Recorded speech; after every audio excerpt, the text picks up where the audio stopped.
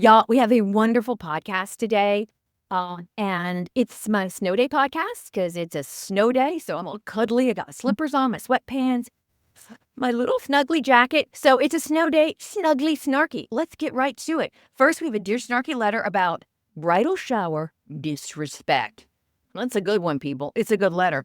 Then I have not one, not two, not three, but four pet peeves. And they're all about romantic tropes. You know, the stuff that sounds good in theory or you see it in movies and you're like, oh my gosh, rose petals on the bed.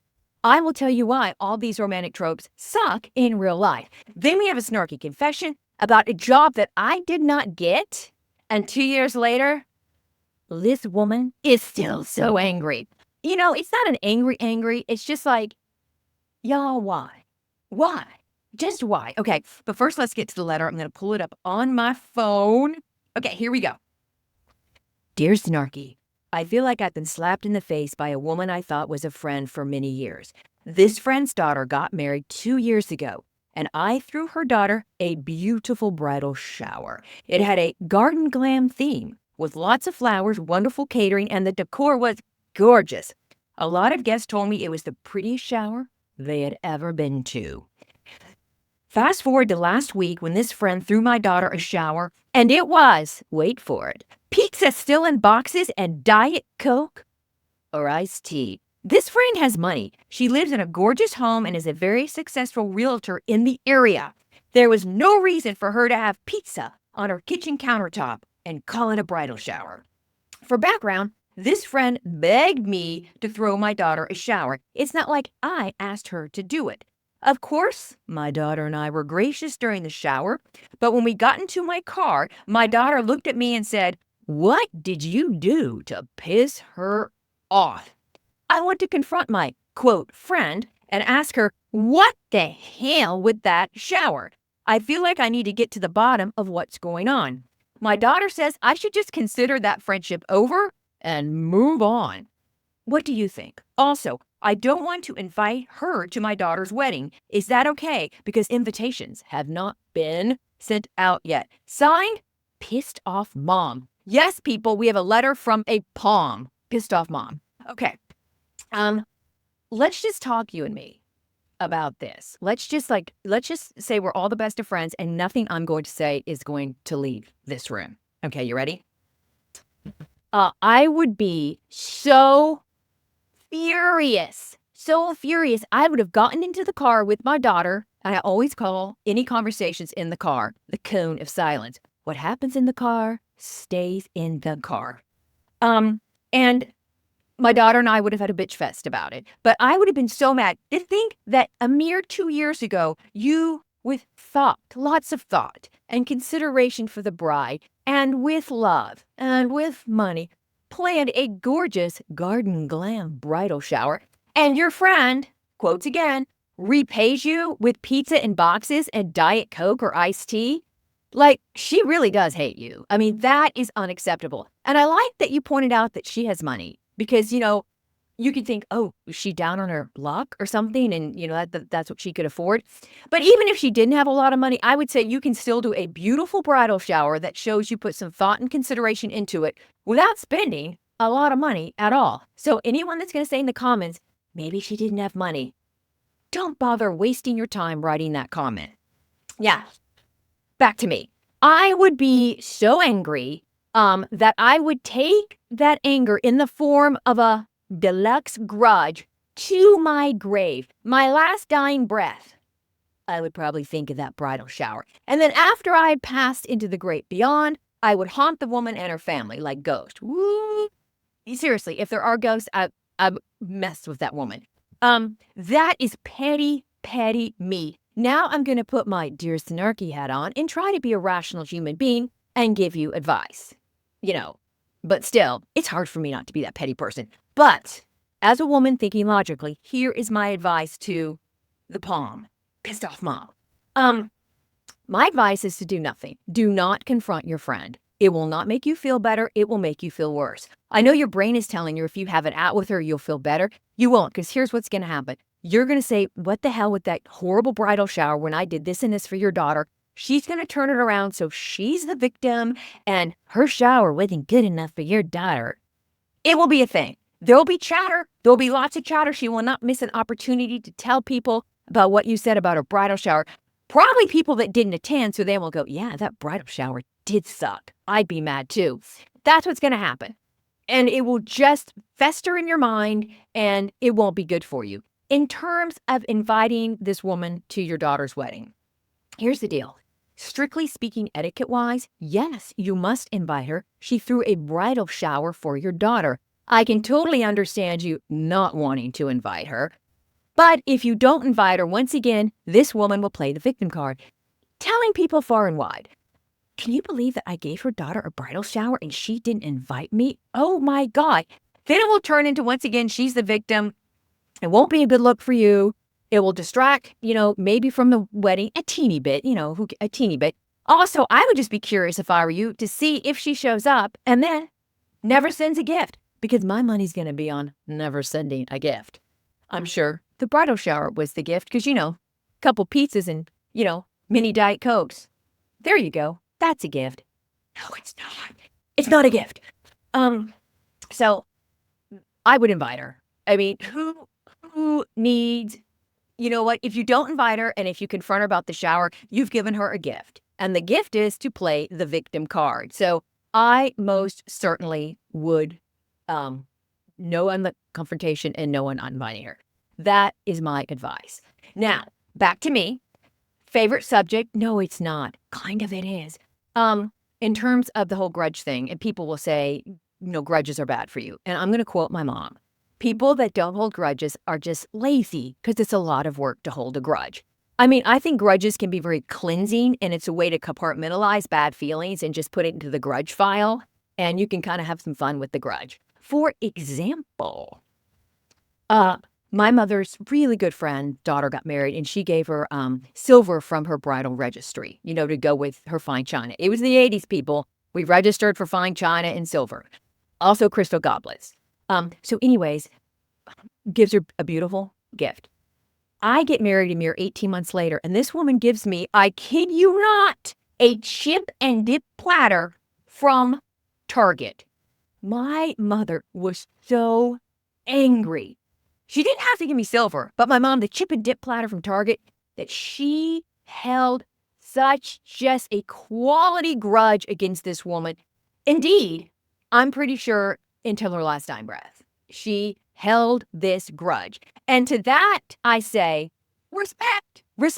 And my mom had fun with that grudge. She'd bring the grudge up all the time. She'd see the woman. She goes, guess who I ran into? I'm like, who, Mom? She's like, chip and dip platter. That was her name. Her friend, I guess ex-friend now, was forevermore referred to as chip and dip platter. And my mom really enjoyed that grudge and had a lot of fun with it. So people that say grudges are bad, no. I cannot be on team grudges are bad. I was raised to believe grudges can be good. All right. So, dear pissed off mom, I hope you consider my advice, because I know the knee-jerk reaction is to go to confront this woman. Consider my advice. Also, your daughter, bravo. She sounds very smart and very rational. The advice she gave you is great advice. Let it go. Don't do anything. So if you're not going to listen to me, I suggest that you listen to your daughter. She sounds like a very intelligent young woman.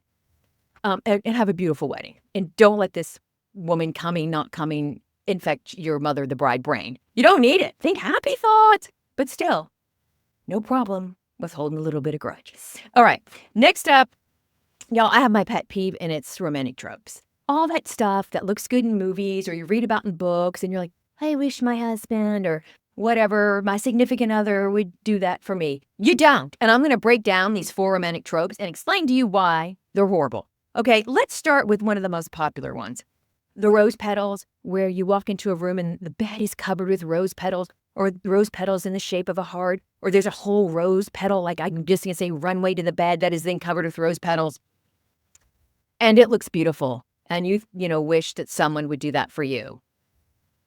Short answer is, no, you don't. No, you don't. Rose petals, yikes. First, who wants to destroy a beautiful rose? Okay, that's just a sidebar. Just threw that out there. More importantly, rose petals stain. You get red rose petals, they are staining your linen. So if you don't, have white linens, they're going to have stains. If you're going to do rose petals, say, please use white linens because I'm going to have to bleach those after the rose petals get off the bed. They're messy. They're sticky. They're sticky. They also stick to your skin. So you've just got rose petals all over you that you're trying to claw off. Itchy, sticky rose petals. So it's one of those things that, yeah, it seems like it's great. It looks beautiful, but you don't want to roll around in a bunch of rose petals sticking to, your skin in every orifice. No, that is a hard pass. Do not fall for the rose petal gambit. Don't do it. You will regret it. Plus, it's a lot to clean up. Vacuums don't suck it up really well. It's just a lot. It's a lot of work for just a moment of, oh man, that's so romantic. Because you know what leaves quickly? The whole romance thing. As soon as you lay down, you're like, yeah. Then you could say, well, what if it's in a hotel? Well, you should not leave housekeeping with that mess. I would say for shame if you did that. Absolutely for shame. Don't be that person. Okay. Or do it and leave housekeeping like a huge freaking tip. Okay. Next, staying on the flora and fauna theme, any kind of floral overload. If someone sends you many arrangements, just kind of love bombs you with flowers, like your whole house is filled with flowers or one room, and you're like, oh my God. The person sending you all those flowers has a problem, and they're saying it with flowers. This is not what a normal person should do. Also, you've got to water those flowers. You have to think, where am I putting those flowers? Then you go, I have no room for those flowers. And then the flowers become not something that is beautiful. They become a nuisance. And then you feel guilty, and you're like, I need to take these flowers to a hospital to leave, in sick people's rooms to cheer them up because I don't need all these flowers. And then you have to think, how am I transporting all these flowers and then carrying them in? And would a hospital want these flowers? It's just a lot of work. It's a lot of work. And the only kind of, bang for the buck is taking a picture of you with all these flowers because someone loves you so much. When actually what they've given you is a chore. A chore. Think about that. Okay. Coming into number 3, any kind of outdoor action. Sure, it looks beautiful in the movies. Someone's in this gorgeous field with wildflowers, and they're enjoying each other immensely. In real life, let's review. Usually, you put a blanket down or something, it feels fine, then a rock is just gouging you in the back. Or in the shoulder blades, and it is significantly uncomfortable. Also, you realize that you are laying in just about a box. There's, creepy crawlers of all kinds that you've put yourself in, in the club. You have invaded their space, and they're going to come and say, howdy. Also, if you live in Texas, never ever do this because Texas is covered in fire ant mounds. All over the state of Texas, fire ant mounds, which can kill you. I'm not joking here. I had a neighbor who died from fire ant bites, went into anaphylactic shock. It was horrible and such a tragedy. So, in Texas, you don't go outside and put a blanket down because fire ants, they're all over the place. Also, let's stay on the topic of the creepy crawlers. I don't want to be exposed in my birthday suit and then have things maybe creeping, crawling on me or maybe even into me. Tunneling. I don't know. It would make me immensely uncomfortable to think about. And just thinking about it right now has made me start itching. I don't want any of that. I don't want bug bites. I don't want a bee sting. I don't want to have a allergic reaction to whatever field of lavender or clover that I'm laying in. Absolutely not. Plus, it's hot. It can be really sticky. Plus, you never know if someone's going to creep on you and see you. I mean, who needs that? Although I realize some people find that extremely exciting. Count me out on that one. Also, I would even be embarrassed if squirrels were watching. I'd be like, y'all, go hunt for food. Go away. So, no, it's one of those things that looks beautiful in the movies or if you read about it in a book, but in real life, it's just awkward and uncomfortable. Also, if you've always dreamed about some outdoor activity on the beach in the sand, oh no, girl, do not do that. You know what the sand's full of? Fleas. Sand fleas. They are in the sand. They are horrible. They bite. They're disgusting. And you don't need to roll around in a home of sand fleas. You're basically in their home, rolling around in the sand. Also, the sand, as we all know, is very abrasive, okay? And you really don't want a full body exfoliation. That's not good. It's very rashy. And, sand burns.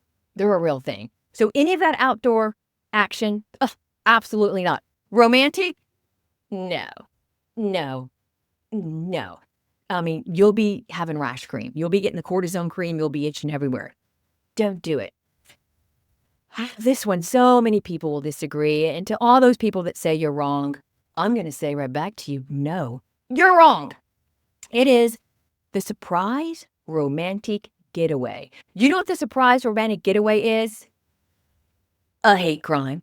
I said it. It's a hate crime. And I'm going to tell you why. So, you get gifted with a surprise romantic getaway. Your spouse, significant other, whatever, says, I'm taking you away. And you're like, where are we going? Like, it's a surprise. And you're like, let me pack. I'm like, no, it's a surprise. I've already packed for you. The minute someone says that they've already packed for me and I don't know where I'm going, I am having such anxiety and I am already fearful and don't want to go. I never want to be surprised about a destination, but more importantly, I never ever want to trust packing my stuff to another human being. My brain's going to go, what underwear did they pack? Did they pack my skin cream? Did they get my medication? You know, the whole thing. It would just make me miserable. Absolutely miserable. So that's why I think any kind of surprise, I'm whisking you away, I've already packed your stuff, is a hate crime. If someone does that to me, I would say, why do you hate me? Why do you hate me? Also, I think it's a control issue. It is a control issue. I had a friend, actually sorority sister, so not a friend, but sorority sister. She got married and had a surprise honeymoon. Like she knew she was going on her honeymoon, but her groom had told her, I'm not going to tell you, it's going to be a surprise. Didn't tell her mom so her mom could pack. Not that I even want my mom packing for me. They're just going to go away. And everyone's like, oh my God, it's so romantic, a surprise honeymoon. I was thinking, why does he hate her? He hates his bride. And if I was getting married and this happened to me, my whole wedding, I'd be like, oh my God, where are we going? I mean, did they pack the right stuff? Do I have the right underwear? It would be so just off kilter for me. I couldn't handle it. And you may be thinking, well, that's you. No, I think that's most people. Most of us want to know where we're going and we want to pack our own suitcase because we want to have our stuff when we get somewhere. Who wants to go somewhere and go, oh, great, you didn't pack socks, you didn't pack enough underwear, you didn't pack this, and, you have to go to Target and spend a bunch of money on stuff you already have at home because the numbskull didn't pack the right stuff. No. And this is just not a woman thing. Let me tell you, if I surprised my husband with a romantic getaway, I'm like, get in the car, we're going to the airport. He'd be like, his thing wouldn't be, did you pack my stuff? I mean, the right socks. His would be, did you use the Delta points to get a free 2-for-1 ticket? Did you use hotel points? Did you use this credit card so we get points for it? He would be so angry that points were not used to get the best discount on said romantic getaway that I don't think he can enjoy the getaway. I don't think he'd enjoy it. I think he'd kind of be like, dang it, we could have been saving so much money.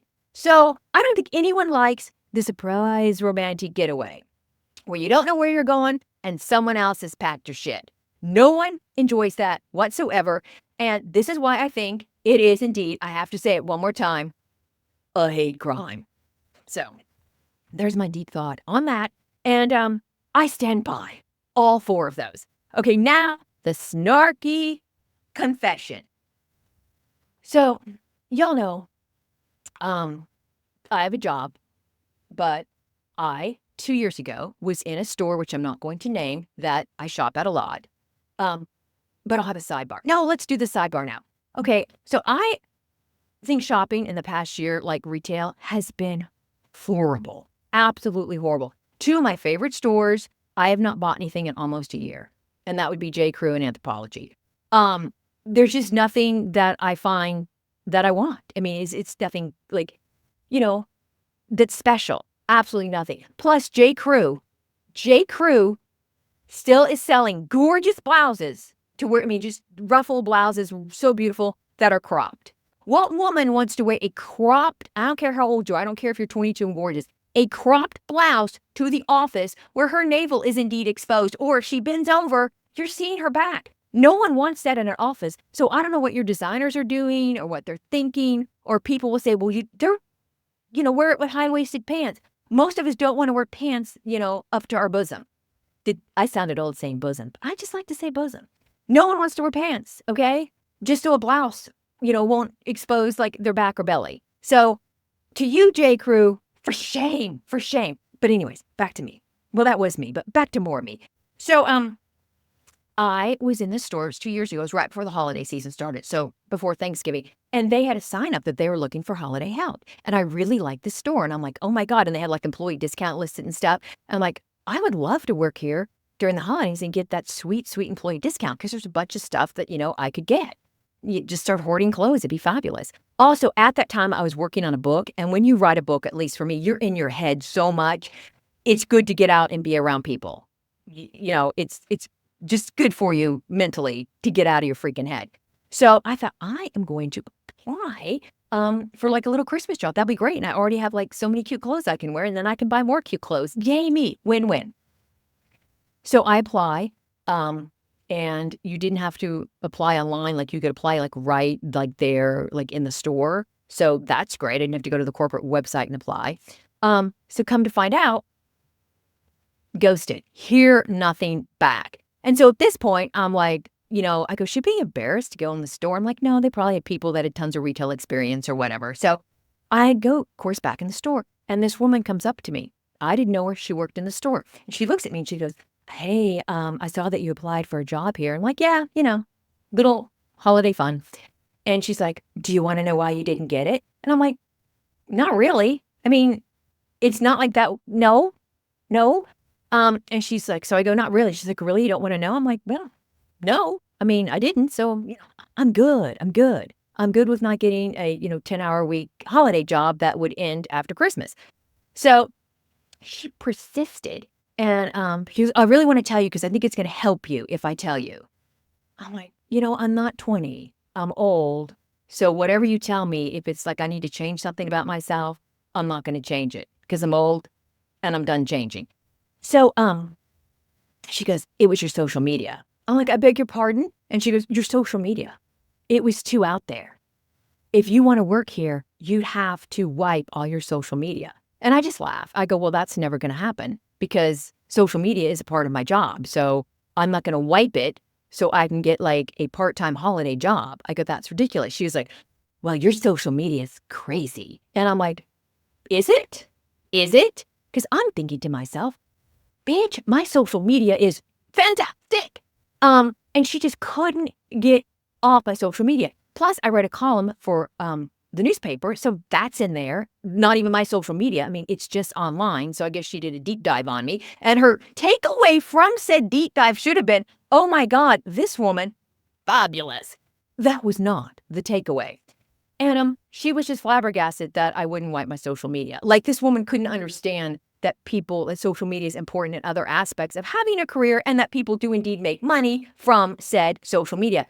She kind of was following me around the store. So I just kind of said, I didn't even say thanks for telling me. I just said, oh, I've got to go. I've got an appointment.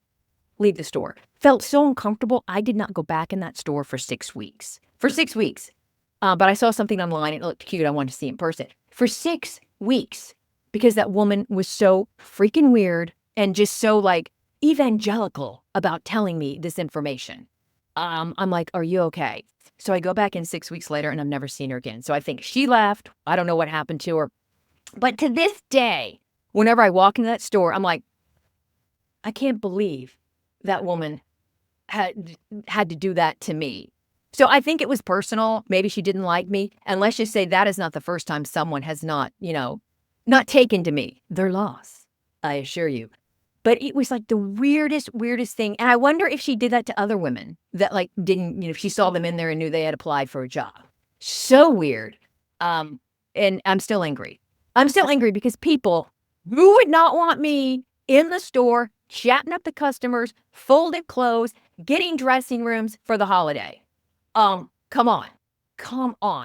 But it also speaks to a bigger issue about older women and finding jobs. Because let me tell you something. Don't bother to send a resume with your age on it because it will just get popped right out. The bots will see when you were born or when you graduated college and no one wants you.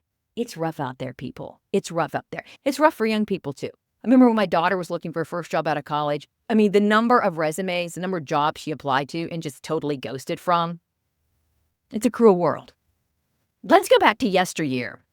Do you remember this was in the 80s for me, that you would apply for a job and you'd have your really cute stationery and you'd send it out and you would get a letter back either telling you we received your resume and then a second letter telling you that you did not get the job. So they communicated with you. So it was none of this, did they get it? Did they see it? Did they read it? You had some finality. It's like a thank you note. The whole hearing back from applying for a job has gone the way of the thank you note. Like people today, I just want a thank you note that says I got it or a text. I just want to know that you got the gift. That's the only thing I want to hear. And I think when you apply for a job, you just want to know they got the information or, yeah, you were rejected. Just tell me. But it's nothing. It's a total ghost scenario. And with AI and everything, it's curing laziness. Curing laziness. I don't know. I think that's, my mom said cured, and I tried to use it in a column for the newspaper, and the woman said she'd never heard of the word. And I Googled it, and it's out there. Okay? So I just, I don't get it. They should be able to tell a person that's applied for a job, we got your information and or I'm so sorry, but you're not progressing forward in the job search. But just to ghost people like it's terrible. With AI and stuff, there's no reason for that. Just send out that email. And people, write the thank you note or send a text and let people know you got the gifts. That is like one of the number one complaints I get in Dear Snarky letters. When I do any kind of wedding stuff, why don't people send thank you notes? Or why don't people just let me know they got it? That's the least you could do is let someone know they got the gift.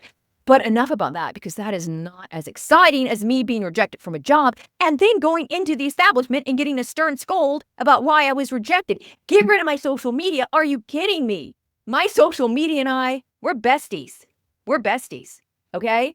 Social media, my love, you're not going anywhere. You are safe and secure. All right, that's it for this Snow Day Snugly Snarky podcast. I hope you guys had fun, and I hope you're going to go out there and have just a fabulous day. Make it super fabulous.